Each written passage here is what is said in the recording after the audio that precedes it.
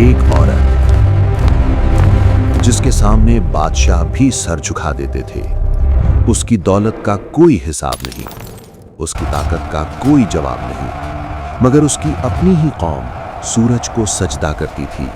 सोचिए, एक पूरी कौम, हफ्तों के महल, सोने के तख्त और एक मलिका जो खुद इस अंधेरे में डूब रही थी। और फिर एक परिंदा, एक खत और एक ऐसा वाकया जिसने तमाम तारीख का रुख मोड़ दिया।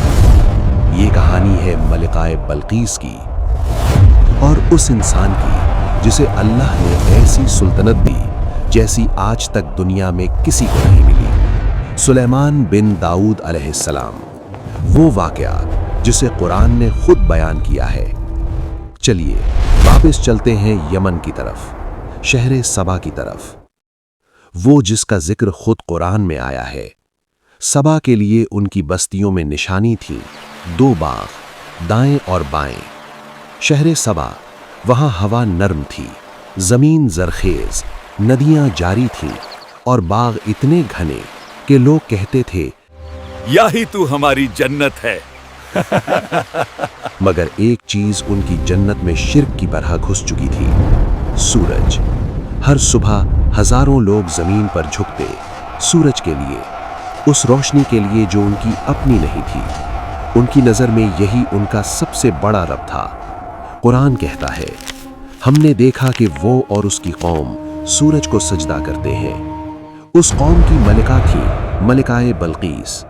कुछ लोग कहते हैं कि वो सिर्फ एक अजीम मलिका ही नहीं थी, बल्कि वो आधी इंसान थी और आधी जिन थी। लेकिन ये कुरान से साबित नहीं होता। बल्कीस के पास दुनिया की तमाम दौलत थी, इतना सोना, इतने जवाहरात कि उसके काफिले देखकर लोग अंधे हो जाते। मगर एक बात और थी जो उससे बहुत अजीम बनाती थी, उसकी अक्ल। अल्लाह ने उसकी अक्ल का, उसकी हिकमत का जिक्र कुरान में किया, और उस फैसले का जो तब आया जब उसने सुलेमान अलैहिस्सलाम का खत देखा। हजरत सुलेमान अलैहिस्सलाम, जिन्हें अल्लाह ने वो दिया जो इस दुनिया में किसी और को नहीं दिया। सुलेमान अलैहिस्सलाम जेरूसलम यानी शाम की सरजमीन में रहते थे। बैतुल मुक़द्दस उनका मरकज था, वहाँ उनकी हुकूमत थी। मगर ये हुकूमत कोई आम हुकूमत नहीं थी। अल्लाह ने उन्हें नबुव्वत दी। उनकी मलकियत का अंदाज कुछ ऐसा था कि हवा उनके हुक्म में थी, परिंदे उनकी फौज में थे, जिन्नात उनके पाबंद थे, और समंदर के किनारे तक उनका राज था। कुरान कहता है, और हमने हवा को सुलेमान के लिए मुसख्खर कर दिया। सोचिए, एक ही बादशाह, इतनी मुख्तलिफ मखलूक़ात और सब उसकी इताअत में। और इसी फजल के साथ एक दिन वो अपने लश्कर का जायजा ले रहे थे। इंसान, जिन, परिंदे सब सफ बंद कर खड़े थे।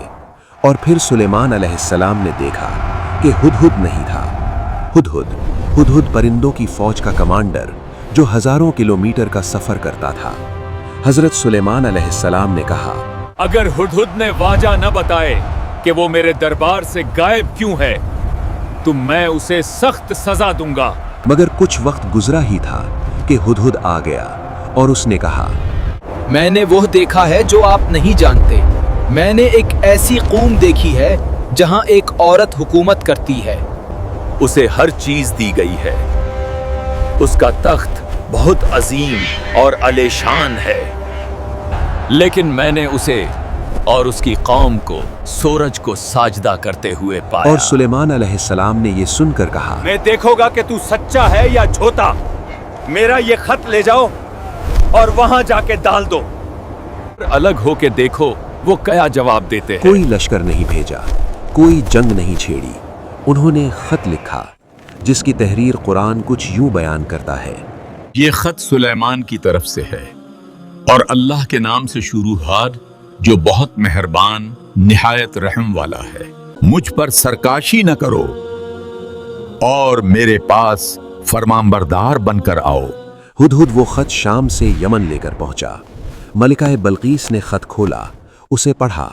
इस खत ने उसे सोचने पर मजबूर कर दिया। और फिर मलिकाए बल्कीस का दरबार, सोने के तख्त, ऊंची छतें, वजीर अपनी जगह खड़े। मलिका ने अपने सरदारों से कहा, मेरे पास एक मुआजीज खात आया है। वो सुलेमान की तरफ से है। मुझे मेरे मामले में मशवरा दो। सरदारों ने जवाब दिया, हम तैयार हैं और ताकतवर हैं। हम लड़ सकते हैं। मगर बल्कीस ने कहा, जब बच्चा किसी बास्ती में घुस जाते हैं तो उसे तबाह कर देते हैं। पहले तोहफे भेजो, देखो वो माल लेता है या नहीं। तोहफे तैयार हुए। सोने के ढेर, जवाहरात, खुशबुयां। काफिला रवाना हुआ सुलेमान के दरबार की तरफ। लेकिन उन्हें क्या पता था, सुलेमान अलैहिस्सलाम का दरबार कोई आम दरबार नहीं था। जब काफिला वहां पहुंचा, तूफान की तरह तोहफे पेश हुए। सुलेमान ने तोहफों की तरफ देखा और कहा, क्या तुम मेरी माल से मदद करना चाहते हो? जो अल्लाह ने मुझे दिया है वो बेहतर है उससे। जो तुमने दिया, वापस जाओ और उन्हें कहो, मैं ऐसा लश्कर ले आऊंगा जिसका मुकाबला कोई नहीं कर सकेगा। काफिला लौटा और बल्कीस को सुनाया जो उन्होंने देखा था। बल्कीस ने कुछ देर सोचा, फिर उसकी आंखें कुछ और ही कहने लगी। बल्कीस को समझ आ गया, वो कोई आम शख्स नहीं, कोई आम बादशाह नहीं जिसे दौलत से खरीदा जा सके, जिसे धमकी से डराया जा सके। और फिर उसने वो फैसला किया जो सब कुछ बदलने वाला था, वहां जाने का खुद। काफिला तैयार हुआ और बल्कीस रवाना हुई सुलेमान अलैहिस्सलाम के दरबार की तरफ। इधर सुलेमान अलैहिस्सलाम को खबर मिल गई, बल्कीस आ रही है। उन्होंने अपने दरबार में कहा, आए मेरे दरबार वालों, तुम में से कोई ऐसा है जो मलका का तख्त यहां ला सकता है इससे पहले कि वो यहां पहुंचे? यमन और बैतुल मक़दस के दरमियान ऑलमोस्ट 2000 किलोमीटर का फासला था। कुरान कहता है कि जिन्नों में से एक देव बोला, मैं लाऊंगा इससे पहले कि आप अपनी जगह से उठें। मैं ताकतवर भी हो और अमानतदार भी। मगर एक और शख्स जिसे के पास इल्म किताब था, उसने कहा, मैं उस तख्त को आपके सामने हाजिर कर दूंगा, आपके आंख झपकने से पहले। आंख झपकी और अल्लाह की कुदरत से तख्त यमन से जेरूसलम सुलेमान अलैहिस्सलाम के सामने था। सुलेमान अलैहिस्सलाम ने तख्त देखा तो कहा, यह मेरे राब का फजाल है ताकि मुझे आजमाए कि मैं शुक्र करता हूं या नाशुक्री।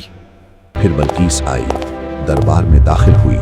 उसने देखा तख्त। सुलेमान अलैहिस्सलाम ने पूछा, इस तख्त के बारे में आपका क्या ख्याल है?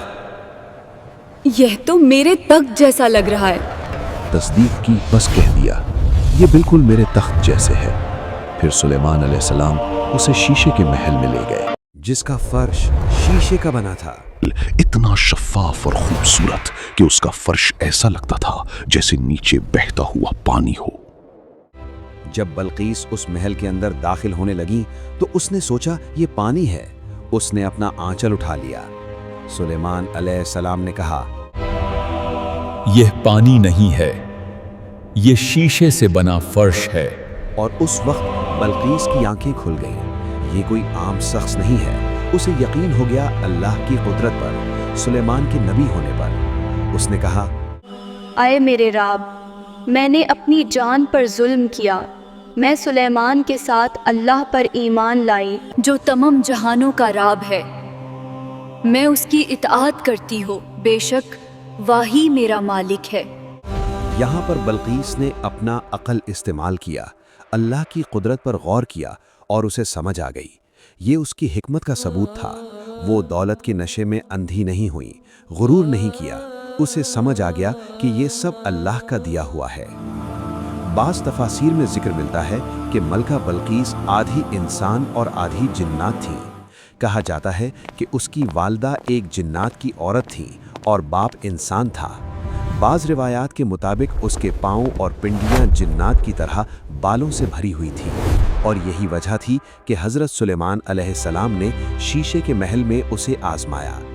ये रिवायात कुरान से बिल्कुल साबित नहीं होती। ये ज़्यादातर इसराइलियात के ज़रिए पहुँची हैं। जीत तख्त से नहीं होती, जीत होती है जब बंदा अल्लाह के आगे झुकता है। जो समझ गया, झुक गया, वो उठ गया। जो अकद गया वो गिर गया, तबाह हो गया। اگر آپ نے اس واقعہ سے کچھ سیکھا ہے، ویڈیو کو لائک اور شیئر کریں، چینل کو سبسکرائب کریں اور کمنٹ میں بتائیں کہ نیکسٹ کون سا ٹاپک آپ چاہتے ہیں۔ جزاک اللہ۔